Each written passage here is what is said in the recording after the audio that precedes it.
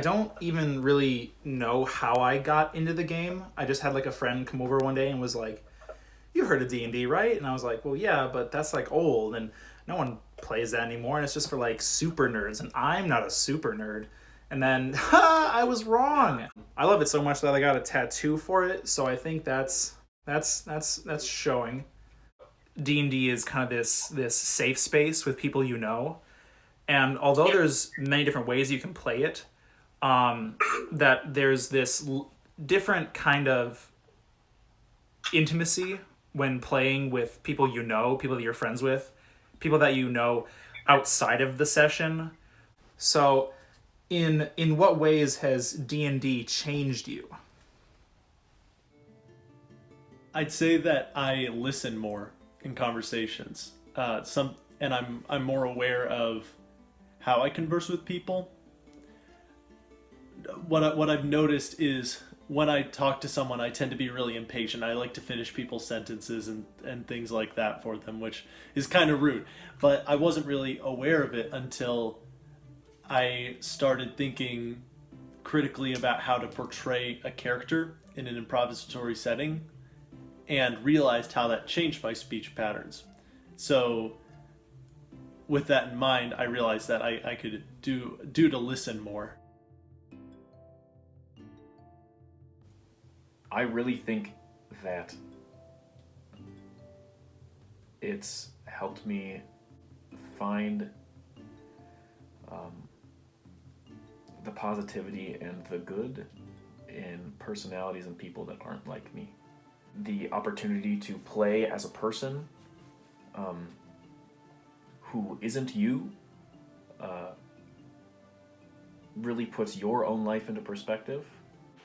Well, I definitely think that it's led me to try to be a more creative person. I don't think, and it's ironic, right? Because I'm a musician, so you would be like, "Oh, big creative brain."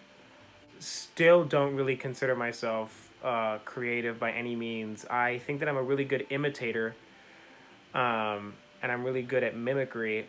But I think that D&D really forces you to push yourself in ways which you might not always be comfortable, or causes you to um, rethink yourself in ways which you had otherwise not considered.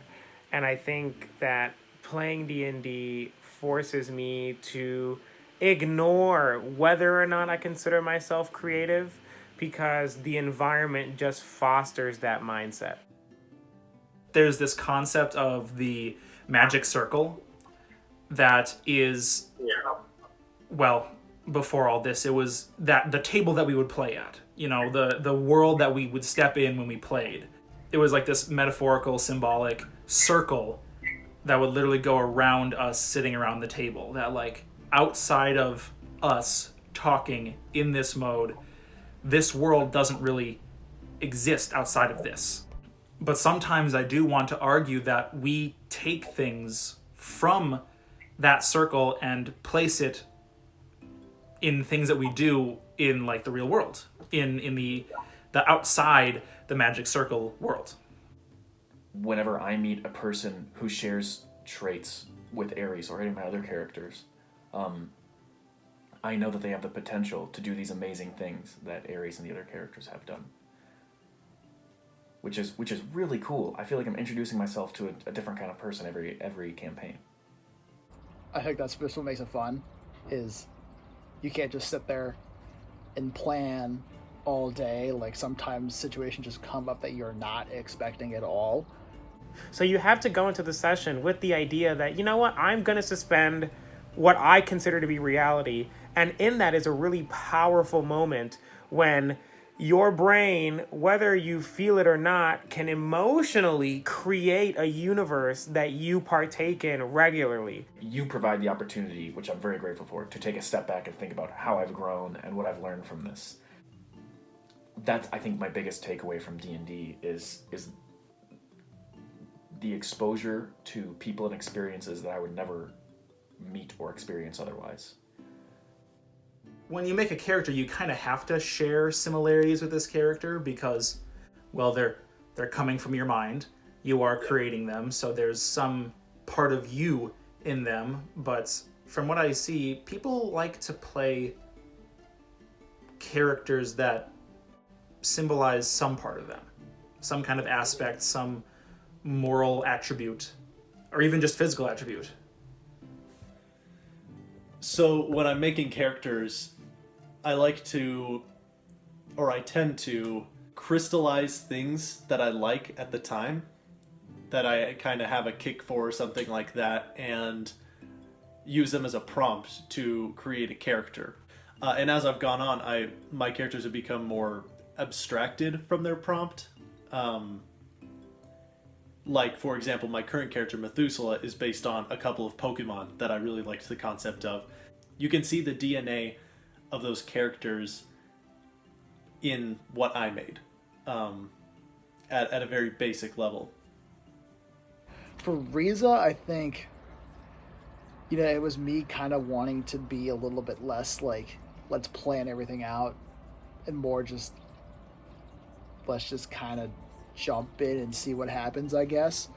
Having now played with 4 of the same people, even though it's completely different characters, seeing their personality inevitably come into the character in some way, shape, or form. It's maybe not the same way. Like, maybe in the first one, it was the good part of their personality. I don't want to classify it as good, but, I guess if we're using D&D terms, and then in the next one, it'll be like, the lawful evil side. Playing this game sometimes doesn't even feel like a game. It just feels like I'm hanging out with friends and we're just making a story. I'm glad I've been able to do it with people that I didn't really know that well, and I've been getting to know you all more through the game, through how you play, through how we talk about it afterwards. I mean, just like the level of openness that we have as a group with each other now. Right. Barriers come down when you're at that table and you're around people.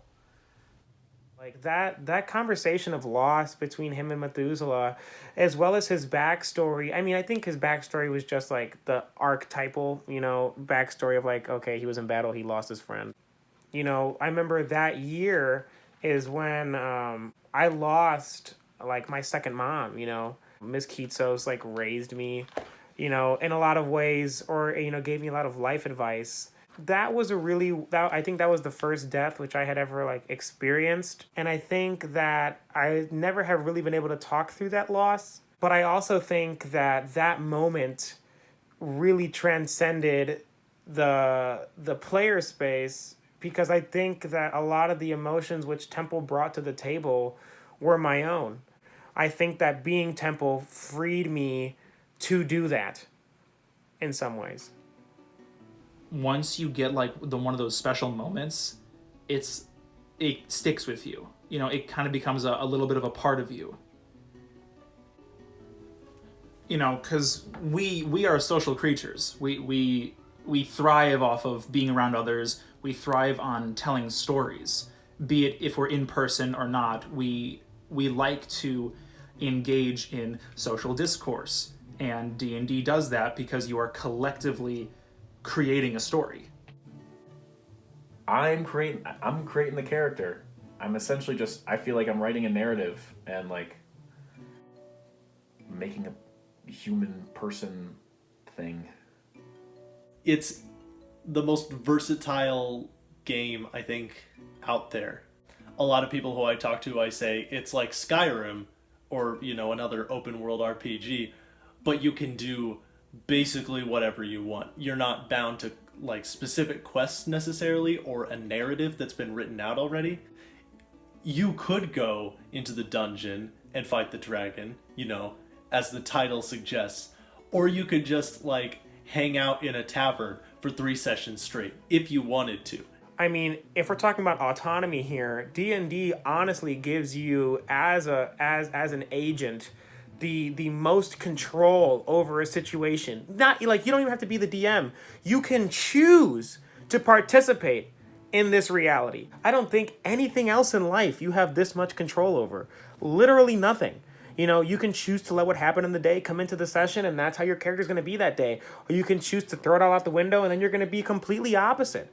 You have the utmost control, and you're not even the one that's creating this world. And I think that that's empowering for a lot of people, because you're like, okay, if I have this much control over what's going on in this world over this one person, and I'm not even controlling the other characters, which are completely independent, let alone the dungeon master who's out here, creating the space that I'm in, then maybe in the real world, I can also try to exert this sense of control. And I think that it teaches us a lot of lessons in the same way that experiences in life help us mature.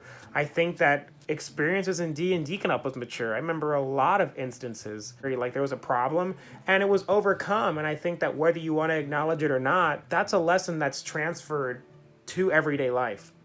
And that person grew from that in an instance in which they might otherwise not have. This game isn't like anything else I've ever experienced. And that makes it just really special to the people that play it. And I'm extremely thankful for my friend who just decided to show it to me one day. It's been 3 years now, and I have no intention of stopping.